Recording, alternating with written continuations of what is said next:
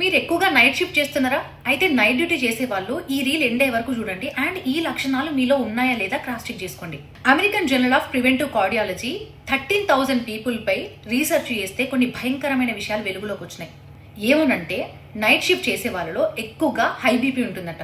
అంతేకాదు ఎక్కువగా mood swings ఉంటున్నాయంట.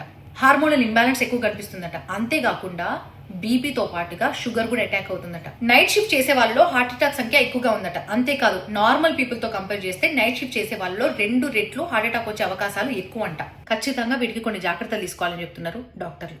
ఒక్కరు కాదు, ఇద్దరు కాదు, ఏకంగా 13,000 మంది మీద రీసెర్చ్ చేస్తే ఈ విషయాలన్నీ బయటకు వచ్చినాయట. ఈ హార్మోనల్ ఇంబ్యాలెన్స్ వల్ల చాలా ప్రాబ్లమ్స్ వస్తున్నాయంట. లైక్ పింపుల్స్ అవ్వడం, హెయిర్ ఫాల్ అవ్వడం, ఇవే కాకుండా ఇంకా రకరకాల హెల్త్ ఇష్యూస్ కూడా స్టార్ట్ అవుతున్నాయంట. ఇట్లాంటి లక్షణాలు మీకున్నాయా?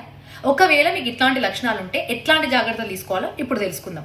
నైట్ షిఫ్ట్ చేసే వాళ్ళు ఫుడ్ విపరీతంగా తీసుకోవడం మంచిది కాదంటున్నారు డాక్టర్స్. ఎందుకంటే స్లీప్ ఉండకపోవడం వల్ల ఫుడ్ రివర్స్ వచ్చే ఛాన్స్ ఉంటుందంట. ఒకవేళ ఫుడ్ డైజెస్ట్ అవ్వకపోతే గ్యాస్ట్రిక్ ప్రాబ్లమ్స్ కూడా వస్తాయట. సో మీరు షిఫ్ట్కి వెళ్లే ముందు లైట్ ఫుడ్ ప్రిఫర్ చేస్తే మంచిదని చెప్తున్నారు. అంతేకాదు కొంతమంది విపరీతంగా నిద్ర ఆపుకోవడానికి కాఫీలు తాగుతారు, టీలు తాగుతారు. ఇట్లా చేయడం కూడా చాలా ఇంపాక్ట్ పడుతుందంట. ఒకవేళ మీరు నైట్ నిద్రను ఆపుకోవడానికి టీ కాఫీ తాగితే మీకు మార్నింగ్ ఇంటికి వెళ్ళిన తర్వాత నిద్ర పట్టకపోవచ్చట. స్క్రీన్ టైం కూడా తగ్గించుకోవాలని చెప్తున్నారు డాక్టర్స్. ఎక్కువగా నిద్ర పడతలేదని చెప్పేసి సెల్లు చూస్తూ ఉంటారు చాలా మంది. అట్లా చేస్తే కూడా వాళ్ళకి చాలా ఎఫెక్ట్ పడుతుందట. ఐస్ పెయిన్ రావడంతో పాటు నెక్ పెయిన్, హెడ్ ఎక్ వస్తుందంట. అంతేకాదు విపరీతమైన మూడ్ స్వింగ్స్ కూడా ఉంటాయట నిద్ర తగ్గితే. ఫ్యాట్ కూడా ఫామ్ అవుతుందంట.